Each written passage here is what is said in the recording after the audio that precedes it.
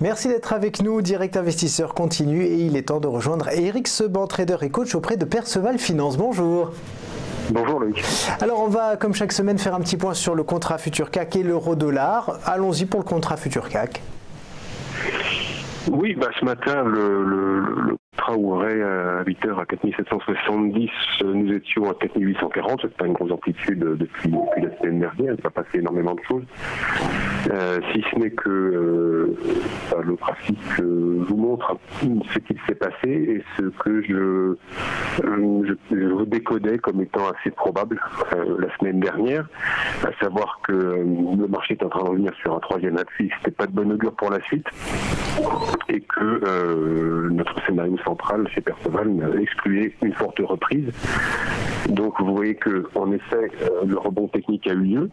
Bon, pas de forte reprise, juste un rebond technique comme anticipé, et puis qu'on a repris le chemin de la baisse. Le sens de fond, c'est le sens de la tendance de fond, pour revenir sur le plus bas du 8 décembre, qui est accessoirement le plus bas de l'année. Pour le moment, ça reste un peu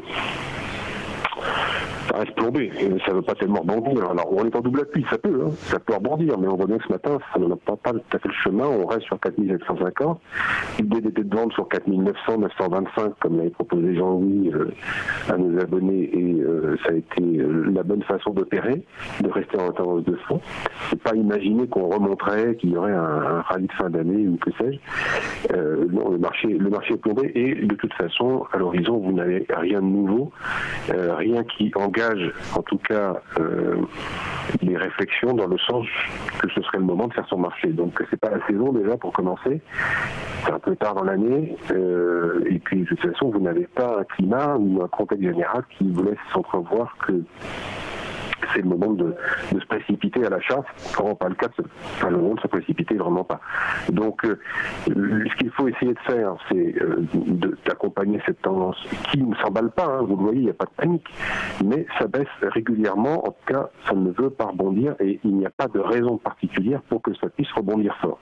Donc, si on fait l'impasse sur un rebond fort, et ce qu'on cherche à faire, c'est à vendre, on vend les rebonds en intraday, on fait notre boulot. C'est jamais très simple de vendre sur les points bas, je vous l'avais déjà dit à plusieurs reprises, que ce soit sur le CAC ou l'euro-dollar, lorsque l'on est comme ça sur des points bas, mais c'est le cas également sur les points hauts, il est difficile d'acheter en haut, mais difficile de vendre également en bas, parce qu'on n'est jamais à l'abri d'un rebond important, et surtout lorsqu'on le fait dans un contexte qu'on analyse comme étant potentiellement sans relais fort. Donc un relais fort à la baisse, non, ça risque de décrocher légèrement un peu plus bas, mais décrocher n'est pas vraiment le mot, c'est de faire à nouveau plus bas, mais sans doute plutôt par manque d'acheteurs que par la présence massive de vendeurs qui veulent tout lâcher.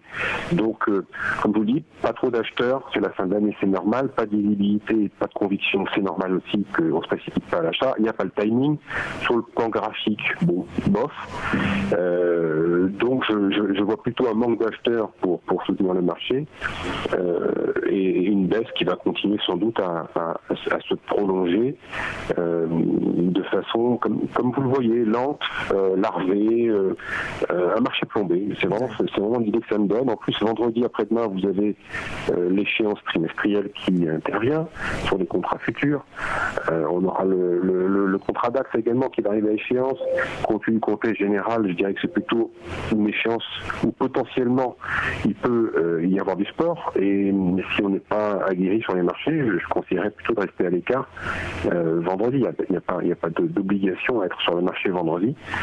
Personnellement, je resterai très prudent, surtout dans cette fin d'année. Donc, à l'horizon, rien de particulier pour nous donner un inversement de la direction actuelle, qui est dans le sens de la baisse.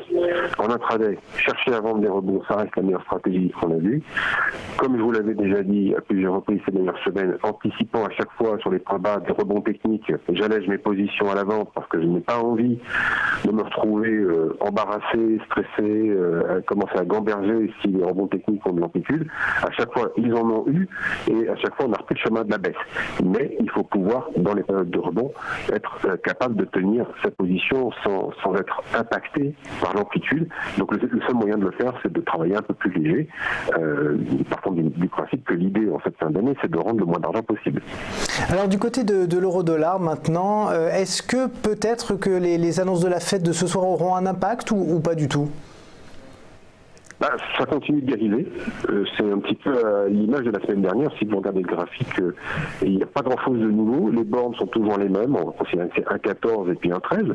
Ça erre dans ce range. Alors, on a brièvement fait un double top le 10 décembre, qui était un double top avec le 20 novembre, mais on n'a pas été faire le double appui. Pour l'instant, on est entre les deux. Le double appui serait sur un 12 et l'on reste sur un palier intermédiaire ancré. Alors, l'euro-dollar, déjà, ce qu'on peut noter, c'est qu'il ne baisse plus. Première chose. Il n'a pas, pour le moment, en tout cas, démontré sa capacité à rebondir fort, mais il ne baisse plus. Il dérive latéralement. Nous sommes sur un cycle, une tendance baissière, mais ça fait tellement longtemps qu'elle dure. C'est pour ça que le mot cycle m'est venu, mais c'est pas approprié, évidemment. Mais nous sommes baissiers depuis mai, donc à partir de la fin avril. Donc pour le moment, en tout cas, la tendance baissière n'a jamais été infirmée, jamais. Pour cela, il fallait passer un 18,50 et maintenant c'est au-dessus d'un 16,30. Et on revient que pour le moment, on en reste encore largement éloigné. Il faudrait encore plus de 200 pips pour passer dans un changement de tendance de baissier à haussier. En tout cas, ce serait le démarrage, ce serait le coup d'arrêt de toutes les ventes faites par anticipation. C'est-à-dire que si on passe à un 16,30, il faut s'arrêter de vendre. C'est déjà une première alerte que la tendance baissière pourrait se retourner en tendance haussière. Et à ce moment-là, au-dessus d'un 18,50, on aurait une accélération potentiellement beaucoup plus importante. Donc il faut se préparer à sortir toutes les positions au-dessus d'un 16,30, passer acheteur. Il faut y aller, parce que c'est un premier signal, et puis sans doute renforcer au-dessus d'un 18,50 pour ceux qui veulent tenir une position plus long terme. Mais pour l'instant, tant qu'un 16,30 n'a pas été cassé, la tendance baissière reste non affirmée, donc elle prévaut, et par conséquent, ce qui prévaut également, c'est des ventes en intraday, des ventes sur des rebonds, en ayant bien évidemment à l'esprit que potentiellement, on peut se retrouver dans un changement de phase. Donc, pareil, petite position si on ne veut pas trop rendre, ça a quand même bien gagné depuis qu'on est passé baissier. On n'a jamais été pris à défaut, jamais le stop ne s'est déclenché. Donc, j'ai des clients qui sont bien contents en fin d'année sur le trade du jour. J'aimerais qu'ils fassent preuve de prudence et c'est comme ça qu'on les incite à opérer en allégeant les positions parce qu'on est peut-être au départ de quelque chose, sans pour l'instant en avoir évidemment le signal, ni sur le plan technique, ni sur le plan de chartie, mais la bonne logique, si on veut préserver ses gains, c'est commencer à alléger ses positions dans les ventes sur rebond en intraday. Eh bien, merci beaucoup Éric Seban d'avoir été avec nous ce matin. Je rappelle que vous êtes trader et coach auprès de Perceval Finance.